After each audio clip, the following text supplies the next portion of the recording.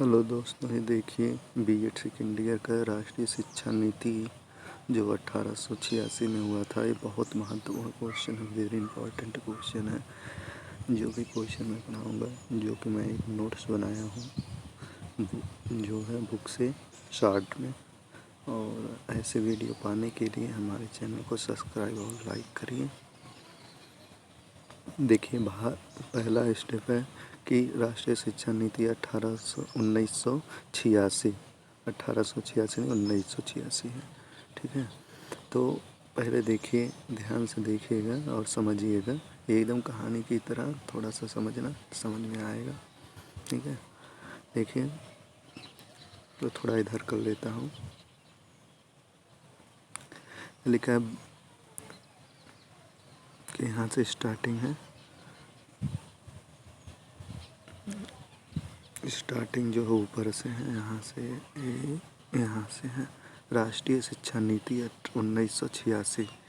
भारत सरकार ने 1986 में राष्ट्रीय शिक्षा नीति की घोषणा की। मतलब जो भारत सरकार थी, वो शिक्षा की बहुत दिक्कत था ना आज़ादी होने के बाद। तो उस समय भारत सरकार ने 1986 में एक राष्ट्रीय शिक्षा नीति की घोषणा कर दी। जो घोषणा किया, इस नीति को घोषणा करने के पूर्व शिक्षा की राष्ट्रीय स्थिति का विस्तृत अध्ययन किया गया। फिर जैसे मतलब विद्यालय में जो पाठ्यक्रम को पढ़ाना था, उसका विस्तृत जो है क्या किया गया, उसका विस्तृत अध्ययन किया गया कि हम कैसा मतलब चैप्टर कैसा क्या मतलब अध्ययन करेंगे, उसके बारे में विस्तृत जानकारी दिया गया। फिर आगे दिया गया और उस पर राष्ट्रीय चर्चा की गई। फिर आगे समस्त स्रोतों से प्राप्त सूचनाओं के मतलब कोई भी माध्यमों और सारे माध्यमों से उन्होंने जैसे बहुत सारे टीचरों, बहुत सारे विशेषज्ञों से मिलजुल कर और उस शिक्षा के बारे में जाना। फिर आखिरी में कैसे क्या किया गया, समस्त स्रोतों से प्राप्त सूचनाओं को विश्लेषण किया गया, क्या ये सही है, आधार पर मनन चिंतन के पश्चात राष्ट्रीय शिक्षा नीति के जन्म हुआ। फिर बाद में क्या हुआ, राष्ट्रीय शिक्षा को लागू कर दिया गया कि हाँ जो भी है वो सही है। और उसके बाद 1986 को राष्ट्रीय शिक्षा नीति को जो है क्या कर दिया गया, मनन करने के बाद उसका शुभारंभ कर दिया गया या उसको जन्म दिया गया। 24 पेज की शिक्षा नीति की निम्न बिंदुओं पर व्यवहारिक चर्चा की गई। तब ये 24 पेज में था और 24 पेज में अनेक प्रकार की बिंदुओं पर चर्चा किया गया कि ये क्या होता है, इसके बारे में बताया गया। फर्स्ट पॉइंट था शिक्षा की स्तर एवं उसकी भूमिका। शिक्षा का स्तर कैसा होना चाहिए, उसकी भूमिका क्या होना चाहिए, उसके बारे में बताया गया कि शिक्षा का स्तर क्या। दूसरा, राष्ट्रीय शिक्षा की व्यवस्था। राष्ट्रीय शिक्षा के बारे में बताया गया कि उसकी व्यवस्था कैसी होनी चाहिए पाठ्यक्रम की। और हमारा जो है एक क्वेश्चन नंबर हमारा तीसरा ऑप्शन है समानता के लिए शिक्षा। सबको समानता शिक्षा प्राप्त किया जाए, उसके बारे में बताया गया है। विभिन्न स्तरों पर शिक्षा का पुनः गठन मतलब नया संस्करण को स्थापित किया जाए। पाँचवा, तकनीकी एवं प्रबंध शिक्षा के बारे में बताया गया। कोई भी तकनीकी लाया जाए, विज्ञान हो या कोई संपट या जैसे प्रबंध में सारी चीज़ विद्यालय की व्यवस्थाएं जो होती हैं, उसके बाद छठवां, शिक्षा व्यवस्था को कारगर बनाना। शिक्षा का व्यवसायीकरण करना, जिससे नौकरियां आसानी से पढ़ने के बाद प्राइवेट ही मिले, लेकिन कोई ना कोई काम जो छात्र कर सकता है, उसके बारे में बताया। निरक्षरता को दूर करना, मतलब क्या करना है, सब लोग को पढ़ना है। शिक्षा की विषय वस्तु को नई दिशा प्रदान करना। आगे 10वां हेडिंग है शिक्षक। शिक्षक के बारे में बताया गया है। 11वां शिक्षक का प्रबंध क्या होना चाहिए। 12वां संसाधन और समीक्षा। और 13वां हमारा भविष्य, मतलब कि किसी छात्र के भविष्य के बारे में कैसे निर्माण होना चाहिए उसके बारे में बताया गया है। ठीक है। आगे राष्ट्रीय शिक्षा नीति की घोषणा सबसे पहले 1986 ईस्वी में की गई, परंतु सफलता प्राप्त नहीं हुई। तो 1986 ईस्वी में इस देश की आवश्यकताओं को सफल ध्यान में रखते हुए एक नई शिक्षा नीति की घोषणा की गई। फिर जब 1986 में जब 1986 में एक बार नहीं मतलब कि सफल प्राप्त हुआ, तो फिर दोबारा फिर 1986 में फिर से इस देश की आवश्यकता को ध्यान में रखते हुए फिर से इस चीज़ को जो है फिर से आवश्यकता अनुसार फिर देश में ध्यान को रखते हुए फिर से जो है नई शिक्षा नीति फिर से आयोजित किया गया। फिर उसमें क्या किया गया नई शिक्षा नीति में, नीति के निर्धारण में सामाजिक, आर्थिक और राजनीतिक, तब समाज में आर्थिक, क्योंकि समाज के बिना जानते हो कुछ भी नहीं अवेलेबल है, तो इसलिए अब की बार सामाजिक और आर्थिक सब चीज़ को ध्यान में रखकर शिक्षा को आगे नई मोड़ दिया गया और शिक्षा को आगे प्रसार किया गया। आगे देखिए अगले स्टेप में क्या है।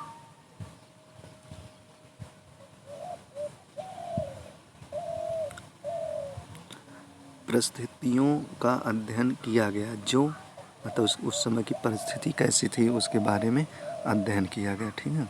आगे जो व्यवस्था की गई प्रभावित कर रही थी, क्या कर रही थी, प्रभावित कर रही थी आगे, तो उस पर प्रभाव डाल रहे थे। देश के युवा वर्ग में आत्मविश्वास हो रहा का अभाव था और प्राचीन मान्यताएं खंडित हो रही थी। जैसे प्राचीन काल की जो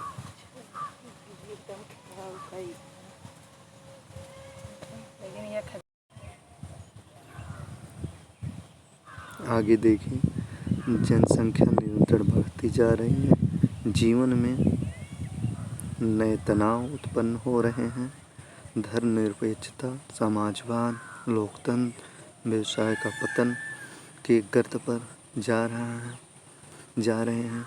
नई शिक्षा नीति के लिए अनेक चुनौतियां थीं और देश के नागरिकों में वैज्ञानिक दृष्टि, वैज्ञानिक प्रवृत्ति, राष्ट्रीय संबंध आदि की भावना में वृद्धि कर सकती है, क्योंकि उस समय बहुत पिछड़ापन था और उसी वक्त देश भी आज़ाद हुआ था और शिक्षा को और बेहतर बनाना था। तो बेहतर बनाने के लिए क्या किया गया, हर चीज़ को ध्यान में रखते हुए बहुत सारी चुनौतियाँ आती ही हैं, सारी चीज़ें, तो उसको ध्यान में रखते हुए शिक्षा नीति को आगे फिर बढ़ाया गया। राष्ट्रीय शिक्षा नीति की प्रमुख विशेषताएं क्या थीं उसके बारे में बताया गया है। जैसे राष्ट्रीय शिक्षा नीति के बारे में पहला हेडिंग है राष्ट्रीय व्यापी संरचना। तो राष्ट्रीय व्यापी संरचना कैसा था, राष्ट्रीय शिक्षा नीति की प्रमुख विशेषताएं हैं। 1986 को नई शिक्षा नीति के अंतर्गत समस्त देश हेतु एक समान शैक्षिक ढांचे की स्थापना की गई।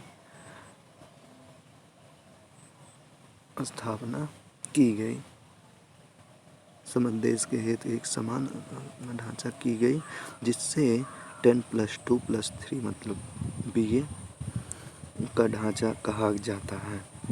इसमें पहले 10 वर्ष शिक्षा सभी बालक और बालिकाओं हेतु समान रूप में है। इसे विभिन्न स्तरों में इस तरह विभाजित किया गया है।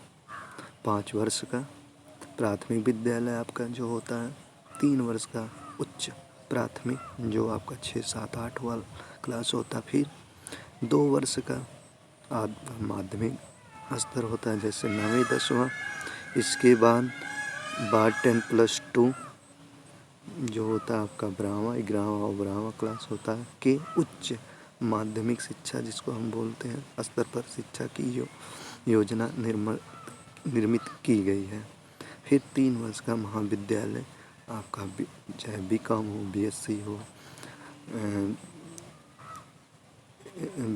हो, बीई हो और जो है बीकॉम हो, ये सारे क्लास आती हैं शिक्षा की व्यवस्था में महाविद्यालय में। आगे 3 वर्ष, फिर आगे हमारा है दूसरा हेडिंग राष्ट्रीय पाठ्यक्रम। हमारा राष्ट्रीय पाठ्यक्रम में क्या आता है? नई शिक्षा नीति में यह कहा गया है कि राष्ट्रीय शिक्षा नीति संपूर्ण देश के हित में एक राष्ट्रीय पाठ्यक्रम पर आधारित हो, मतलब ऐसा पाठ्यक्रम हो जो कि सारे भारत में अवेलेबल हो और सबको समझ में आए, ऐसा मतलब राष्ट्रीय शिक्षा नीति में रखा जाए जो है पाठ्यक्रम। ठीक है, आगे हेलो दोस्तों, वीडियो लंबा हो जा रहा हो लेकिन ध्यान से देखिए, नोट्स बहुत मेहनत से बनाया हूँ और चैनल को सब्सक्राइब लाइक ज़रूर कर दीजिएगा। और ऐसे मैं और विषय को आपको नोट्स बनाता रहूँगा और आपको प्रोवाइड करता रहूँगा वीडियो। ठीक है, शिक्षा की समानता। शिक्षा में समानता का तात्पर्य है सभी को बिना किसी जाति, धर्म, वर्ग अथवा लिंग भेद के समान रूप से शिक्षा के अवसर का प्रदान करना। मतलब कि आपको कोई ये नहीं, आप इस जाति के हैं उस जाति के हैं, ऐसा कोई बात नहीं होता है और सबको समान शिक्षा दिया जाता है। इस चीज़ को नई शिक्षा नीति में लागू किया गया। और अगला हेडिंग है, क्योंकि हेडिंग बहुत ज़रूरी होता है। हेडिंग आपको याद है तो आप अपने हिसाब से बना के भी लिख सकते हैं, क्योंकि मेन चीज़ पॉइंट समझ में आना चाहिए। अनौपचारिक शिक्षा।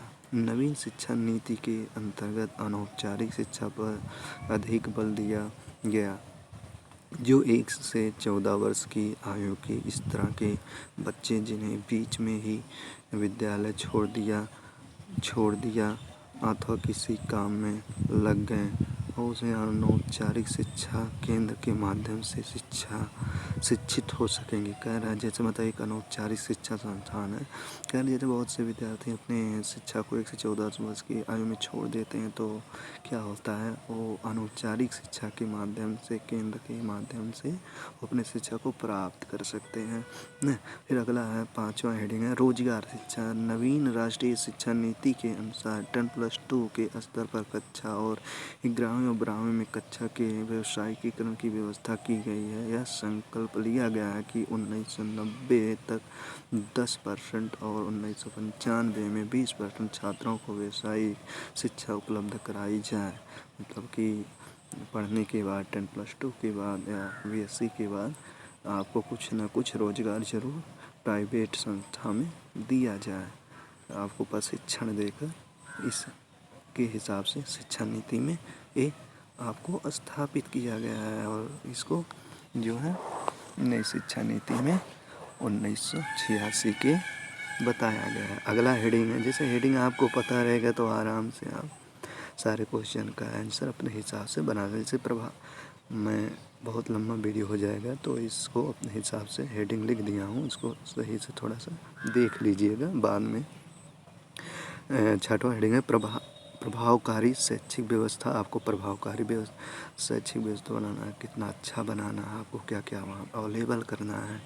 ये इसके बाद डिग्री की नौकरी से अलग करना। जैसे आपकी जो डिग्री क्लास होती है, आप डिग्री कॉलेज में पढ़ लिए तो आपको नौकरी के लिए फार्म अप्लाई करना पड़ता है। उसके हिसाब से यहाँ पे आपको पहले, जैसे आप डिग्री बीएससी कर लिए, कोई भी क्लास डिग्री क्लास से कर लेंगे, जैसे मान लीजिए बीएड ही कर लेते हैं, तो उसके बाद नौकरी के लिए नहीं है आप सीधे बीएड करने के बाद नौकरी मिल जाती है, ऐसा कुछ नहीं है। पहले तो उसमें ये कहा गया कि आपको एक परीक्षा देना होगा तो फिर आपको नौकरी, इसीलिए बोला गया कि आपको अलग होना चाहिए। खुला विश्वविद्यालय, दूरस्थ अध्यापन, जैसे कुछ विद्यालय ऐसे हैं जो आपको विद्यालय में प्रवेश लेने के लिए परीक्षा देना पड़ता है और वहाँ पे निःशुल्क सुविधाएं दी जाती हैं। नवोदय विद्यालय जो आपको फिर उसी तरह विद्यालय होता है जो आपको परीक्षा करा के फिर एडमिशन कराता है। परीक्षा प्रणाली में सुधार, आपकी परीक्षा के बारे में प्रणाली सुधार, जैसे कोई बहुविकल्पीय, कोई निबंधात्मक लिखा जाता है, सब सारी चीज़ें सुधार करके अपने हिसाब से उसमें लिखना है आपको। 11वां हेडिंग है शिक्षा में आधुनिकीकरण। जैसे वैज्ञानिक रूप में क्या शोध हो रहा है, क्या कैसे प्रयोगशाला स्कूल में होना चाहिए, यही सब चीज़ें अपने हिसाब से बना के लिखना है। हेडिंग आपको याद रहेगा तो आप आराम से बना के लिख सकते हैं। नई शिक्षा नीति शिक्षा की विभिन्न पहलू क्या क्या है। हेडिंग प्राथमिक शिक्षा, प्राथमिक शिक्षा में क्या होता है उसके बारे में पूरा डाटा लिखना है। माध्यमिक शिक्षा आपको लिखना है। फिर उच्च शिक्षा आपको बताए हैं। महिला शिक्षा, महिला को कैसे कैसे शिक्षा के बारे में आगे बढ़ी हैं और कैसे। युवा शिक्षा, पिछड़े वर्ग, जैसे पिछड़े वर्ग तकनीकी क्या क्या तकनीकी आजकल है। शिक्षा और शिक्षा मतलब शिक्षक और शिक्षक की शिक्षण और प्रबंध शिक्षा और सहयोग शिक्षा के बारे में बताया गया है। हेडिंग आपको पता रहेगा तो अपने हिसाब से आप बना के भी लिख सकते हैं। ठीक है, बाय। वीडियो देखने के लिए धन्यवाद।